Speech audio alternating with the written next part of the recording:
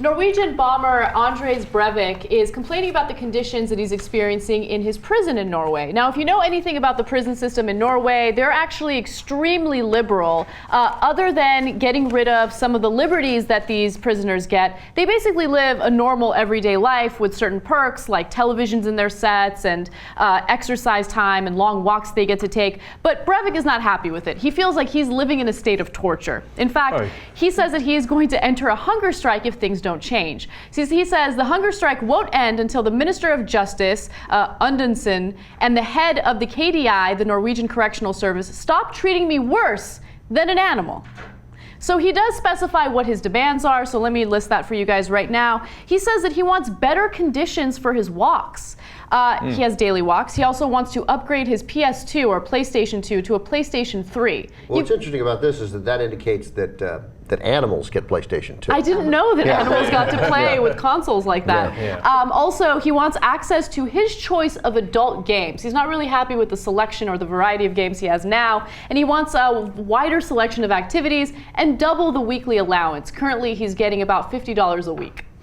What? I know. I know. It's incredible. Okay, so first of all, they probably don't let him play with quote-unquote adult games because they're shooting games. And he murdered a bunch of people. He shot and killed 77 people, okay? Well, to be fair, actually the first 8 were in a bombing, and then the other 69 who were kids at a camp were shot. So, gee, I wonder why they don't let you play shooting games or adult games. And I should also note that he's serving the maximum sentence in the country, which is 21 years. Now, after his 21-year sentence is over, he will be up for evaluation. And if they determine that he needs more time behind bars, he will get more time behind bars. Well, I'm sure this letter is going to help his cause. Who knows? Maybe in Norway they'll listen to half his demands. I mean, look, I love Norway and the Scandinavian countries that do many fascinating things that Americans can learn from. We've talked about the education system in Finland endlessly. God bless them, etc. I don't know if it's the American in me, the Turk in me, whatever it is, but I am full of rage for this guy. And I mean, I would smash that PlayStation over his head after receiving this letter, and I would give him none of it. I'd take away whatever he's got. 21 years for killing 77 people, and this asshole's going to complain about what kind of PlayStation he has? I mean, look, I'm not interested in rehabilitating this guy, and I don't know if that makes me a bad guy, unliberal, whatever it is, but I got no interest in this dude. I would hope that he suffers the rest of his life as much as we can. Yeah. Worse than an animal. Are you kidding me? I'd make it a hell of a lot worse. And that's, I don't know, again, maybe I'm the bad guy, but I think you are the bad guy. Because I share my feelings. Our feelings are identical about him. But once you've been tried, once you're in prison, you don't treat people worse based on the crime they committed. You can't. It's a terrible system. So once he's in there, and this guy, the reason why this guy is entitled to a couple more perks than everybody else, let's leave this guy out. The reason why anybody in solitary confinement is entitled to more perks is because they're in solitary confinement, and that is as extreme a punishment as you can get. So he gets daily walks, and if you want to give him more video games, I mean, look, they don't have to meet any of it. That's the thing. You get PlayStation 2. Whether he gets shoot 'em up games is irrelevant to me.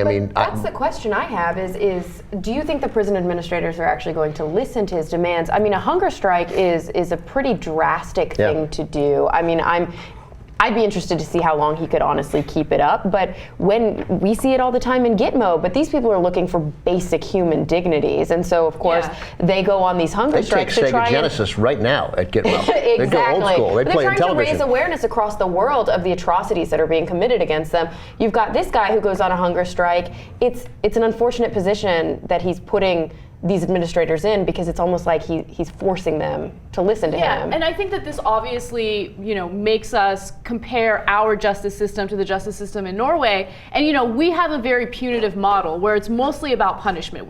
Some people like to pretend like we believe in rehabilitation, but we really don't. I mean, look at the way that we treat our prisoners right now. But in Norway, I mean, you have to kind of take the emotion out of how you react to this story, because when you look at the facts, when you look at the statistics in Norway, you realize that whatever it is that they're doing, even though it makes us feel so tremendously uncomfortable, it's working. So I looked up some statistics just to see what Norway is like compared to the United States, and obviously they're very liberal when it comes to the treatment of their prisoners. Well, Norway had 0.6 intentional homicides per 100,000 people, but in the United States it was much more. 71 out of every 100,000 Norwegian citizens is incarcerated. In the United States it's 743 out of every 100,000 American citizens. Let's look at the recidivism rate. That's also really important.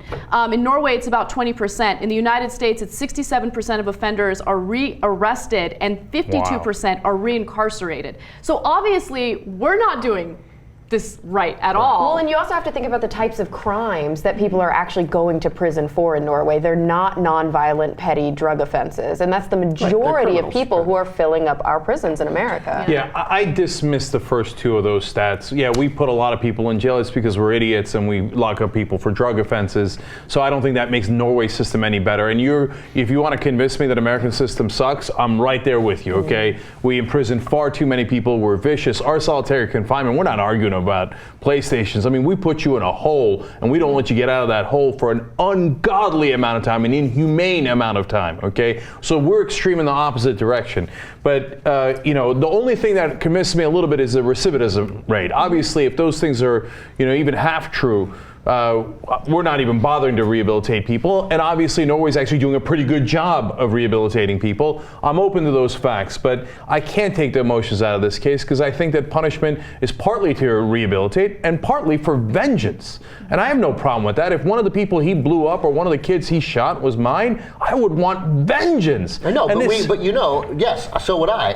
And we know that we wouldn't be involved in that process, and thank God, because a civilized country doesn't involve people in that process. I understand, and I can't make the decision if I'm one of the affected people. I understand that. But as a society, this is where I might part company with you guys. I don't mind that we inject a certain amount of vengeance into our justice system if we're actually arresting the right people for the right reasons, like this guy. Well, this psychopath, obviously, I mean, he killed 77 people, but the fact that he can't even understand how outrageous these requests are on being treated worse than an animal. How did you treat those 77 people? How did you treat those 69 kids, you asshole? How did you treat them? His hunger strike? This bitch isn't gonna last more than half a day. He's a drama guy. Yeah, because he's gonna get hungry. Yeah, he's gonna get hungry and he's gonna eat by lunch. Right. He's so full of crap. And let me tell you one last thing. If he went on a hunger strike and he actually died on that hunger strike, first of all, they shouldn't give him anything based on his stupid ass hunger strike. And if he died on that hunger strike, I would celebrate.